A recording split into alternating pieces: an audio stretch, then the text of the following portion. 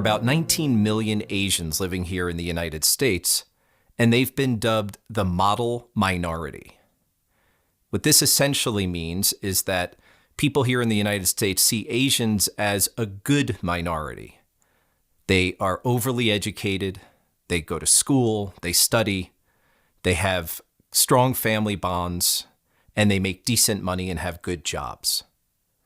But what it really means is that in spite of the racism or any of the abuse that they suffer while they're here, they don't say anything.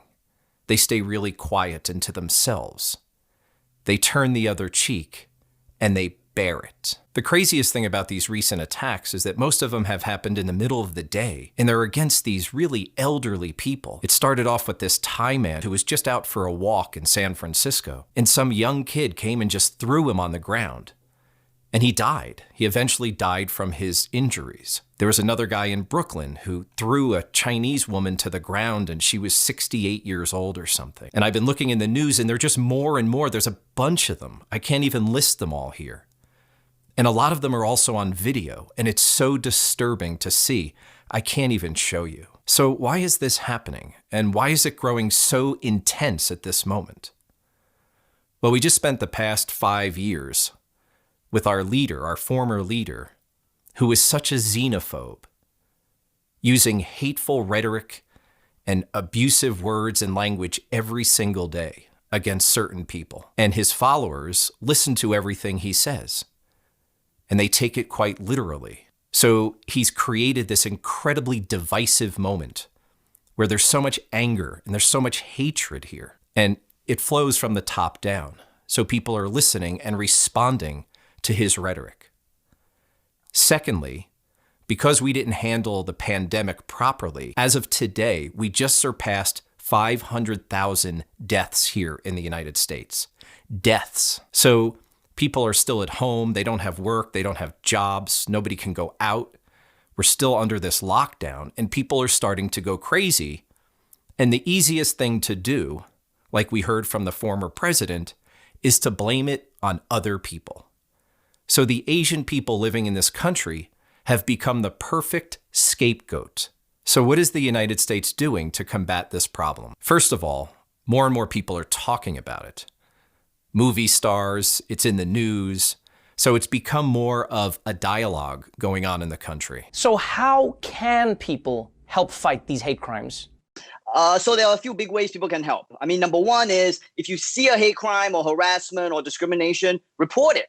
Because if authorities don't hear about hate crimes, they won't do anything about it. But if you have a mountain of evidence, it's impossible to ignore what's happening. Police forces, especially in New York and in San Francisco, have set up special task forces.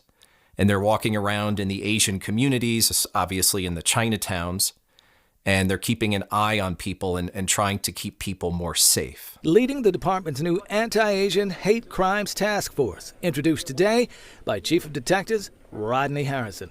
This task force has been built and will continue to build trust and understanding between the NYPD and the Asian New Yorkers. Also, here we have a hate crime law.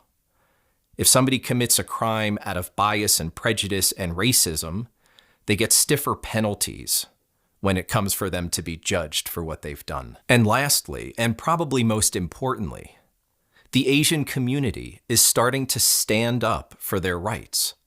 They're starting to speak out and fight back. There have been protests in San Francisco and in New York. It started as an idea between rapper China Mac and actor Will Lex Ham. The first marches were held in New York City after an 89-year-old grandmother was slapped in the face and set on fire in Brooklyn in July. So people are starting to band together and try to work together to see if we can make this problem go away. It was difficult to find information as to what's happening to the people who've committed these crimes. The one guy who killed the elderly man who was walking in San Francisco, he's in jail, but he's pleaded not guilty. He said he didn't try to kill the man, he just wanted to push him down. The guys in Brooklyn who set the woman on fire, they still haven't found. Another guy in Queens who attacked a woman and threw her on the ground went to jail for a short time, but then they let him out, and he'll be going back, I guess, to trial. The thing is, a lot of this stuff is very new, so there's not much information about where these people are or what's happening. But let's hope that they meet their justice. If you have any friends or family here in the United States, and if they've suffered any kind of harassment or discrimination, I'm sorry. I'm very sorry. So let's hope that people will band together. Let's hope that the Asian community will feel stronger and more empowered to stand up for their equal rights here in the States. And let's hope that these poor elderly people stop being attacked. And let's hope that the people of the United States can evolve and grow and open their mind and be accepting to other people from other cultures.